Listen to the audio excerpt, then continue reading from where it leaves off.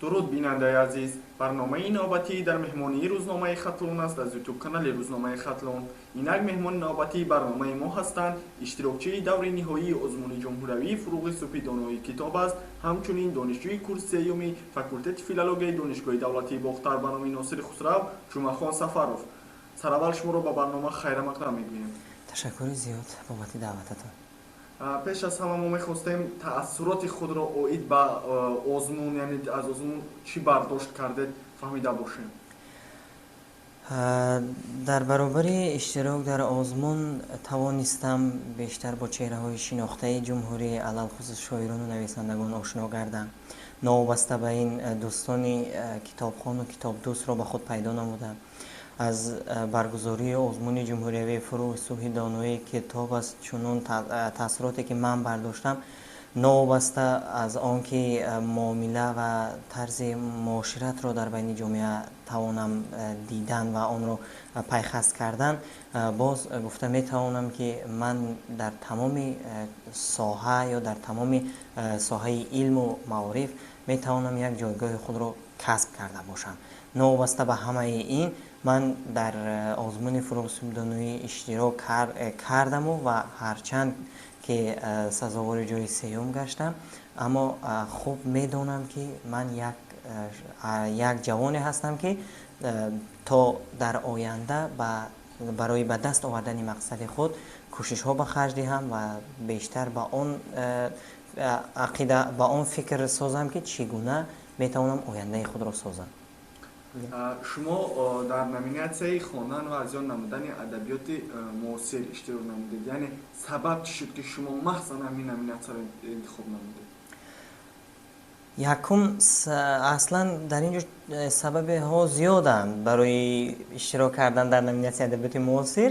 якум сабабаш ин буд ки ман бениҳоят асарҳои Ҷалол Икромиро дӯст медоштам. сабаби аввал ин буд.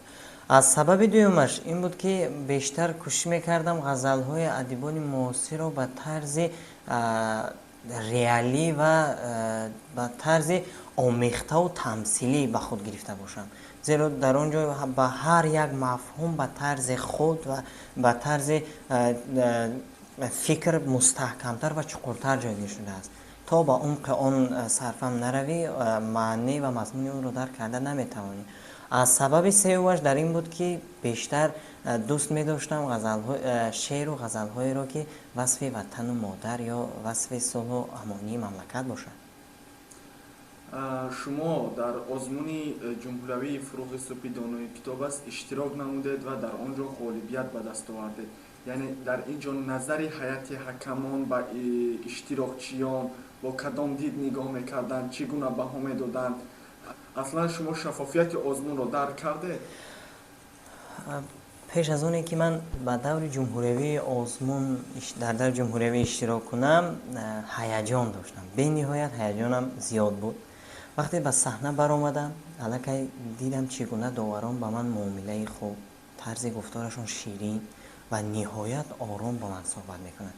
ин сабаб гашт ки ман тавонам бе ягон хатогӣ ва ҳарчанд доштам хатогиҳое ки ман шояд онҳоро айни ҳол ба ёд оварда натавонам, аммо кӯшиш мекардам ки ба саволи доварон пурра, мушаххас ва дақиқ ҷавоб диҳам.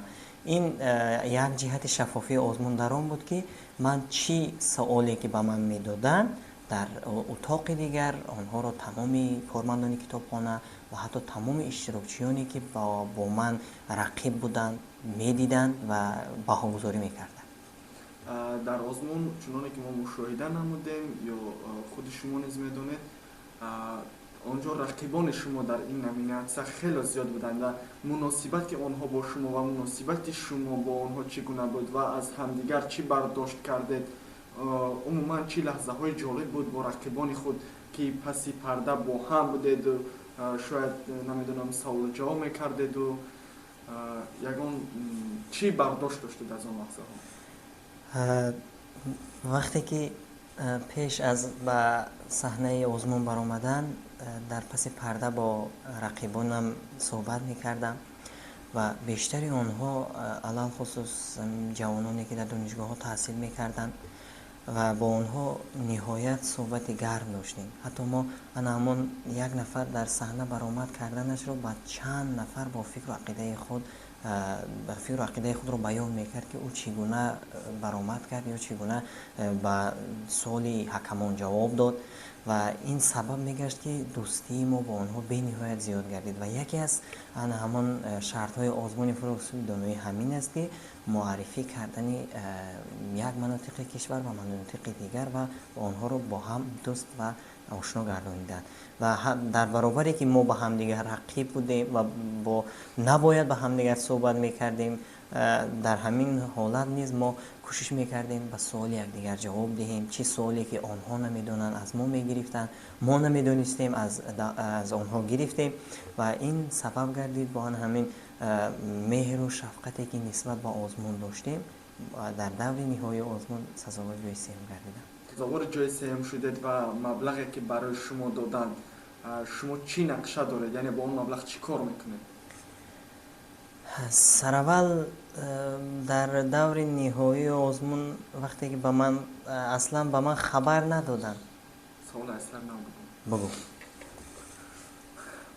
شما سزاوار جای سوم در آزمونی در دور نهایی آزمون جمهوری فروغ دانایی گردید. در آنجا با مبلغی که شما قدردانی شدید، یعنی اون مبلغ رو در کجا استفاده بردنی هستید؟ در کجا صرف میکنید؟ اصلا مبلغ برای من مهم نیست، زیرا من چیزی که میخواستم به دست آوردم و عین حال هم برای حساب انمان یا در کجا صرف کردن مبلغ فکر هم نکردم، زیرا بیشتری آدم ها بعضی ها هرچند که در رشته ژورنالیستی تحصیل نمی کنم اما حس کنجکاوی به من دست میدهد و بیشتر جوانان میپرسند که با همین مبلغی که گرفته چی کار میکنی؟ آنها جواب میدهند میخوانم، تحصیل میکنم یا اولیدار میشوم یا با پدر مادرم میدهم. برای من این گونه سوال ها یگان عجابتی ندارد، زیرا من الکی چیزی میخواستم رو به دست آوردم و کوشش میکنم در آینده نیز انا همون مبلغی که به من دادن شاید صرف یگان خرید کتاب یا صرف یگان کاربری عائله صرف نمونم. استقبال از جانب مقامات ولایت، مقامات اجرایی حکومت دولتی ولایت ختلان و ریاست دانشگاه دولتی باختربنان ناصر خسرو نامیدون از جانب ریاست معارف عموما در کدام سطح بود؟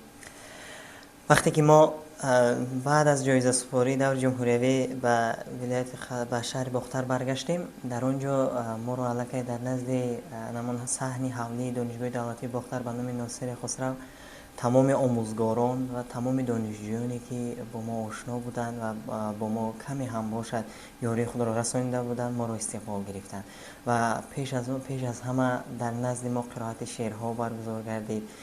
خوانندگان گیمنازیای دانشگاه بنای ناصر خسرو شعرها قرائت کردند. ما رو با گلدسته ها پیشواز گرفته و به میدانی بنمون صحن دانشگاه بردن و سپاسنامه های رکتر دانشگاه با ما تقدیم گردید. یک دستگیری از جانب ریاست دانشگاه دولتی باختر به نام ناصر خسرو بود که ما به این جاده ها قدم رنج نمودیم و سزاوار چنین غالب چنین آزمون ها گردیدیم. آزمون برای شما چی داد؟ من می توانم با این سوال شما با یک جمله جواب دهم. آزمون آینده ای مرا ساخت. شما برای اشتراک در آزمون جمهوری فروغ دانایی کتاب از چقدر اثر مطالعه نمودید؟ بنده در آزمون جمهوری فروغ دانایی وقتی اشتراک کردم زیاده از 35 رمان، 45 پاوست، 30 حکایه نویله، 10 آچرک، 6 دراما و 7 یادداشت را مطالعه نمودم. از آثار نظمی باشد 100 بیت از دیگر نوع‌های شعری، 130 غزل، 160 رباعی 2 بیتی و 500 مصرع داستان را ezber نموده بودم. شعر از استاد آذرخش. وطن افسانه پردازی تو را افسانه میخواند، حقیقت نامه آثار حقیقت خانه میخواند.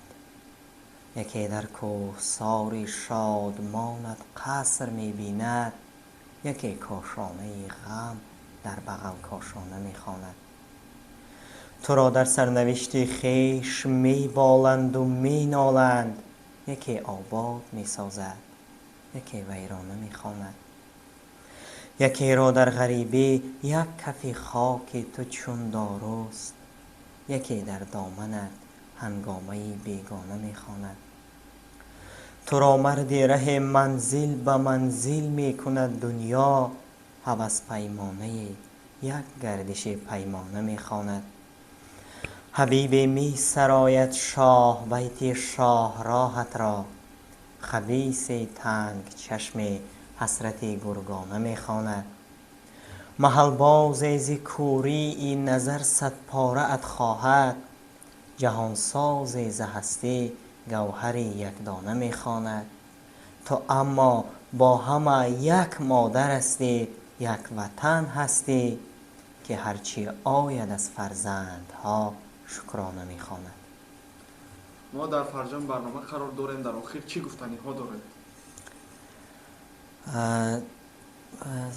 در آخر برنامه توصیه های من نسبت به جوانان چنین است که هرچند با انسان برای اشتراک در آزمون به نهایت طلبات سخت است و نهایت جدی و از عمق شعر یا از عمق اثر و شما سوال جواب میکنن، چنین توصیه دادنی هستم که خانه تا توانید یک چیزی برای خود شده باشه و نوبسته با آن که شما در آزمون اشتراک میکنید نمیکنید یا شما در کدام ساحه کار و فعالیت کرده ایستادید، پیش از همه تکرار درس‌های گذشته یا مطالعه یگان کتاب به شما یک الهام و نیروی تازه میبخشد و حتی در رفت کار نیز به شما یاری میدهد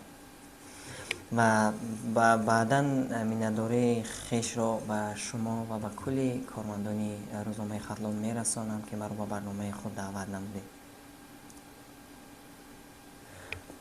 و بعداً و تمام سعی و کوشش اساسگزار صلح و وحدت ملی، پیشوای ملت، پرزیدنت جمهوری تاجیکستان محترم امام علی رحمان به آن روانه کرده شده است که ما جوانان علم دوست، کتاب دوست و داننده تاریخ گذشته خود و آثار نیابانی خویش باشیم و تشکیل این آزمون ها نیز بخشیده برای به همین ساحه بخشیده شده است و بیشتر تمامی هر چیزی که هر آزمونی که برگزار میگردد تشبسکار و سرپرست این آزمون خود پرزیدنت مملکت محترم امام علی رحمان میباشد و بنده نیز مینه‌داری خویش را با اون کس میرسانم و کوشش میکنم که در آینده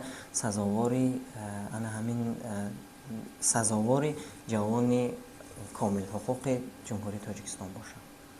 سپاسی به پایان به خاطر دعوت ما را پذیرفتند.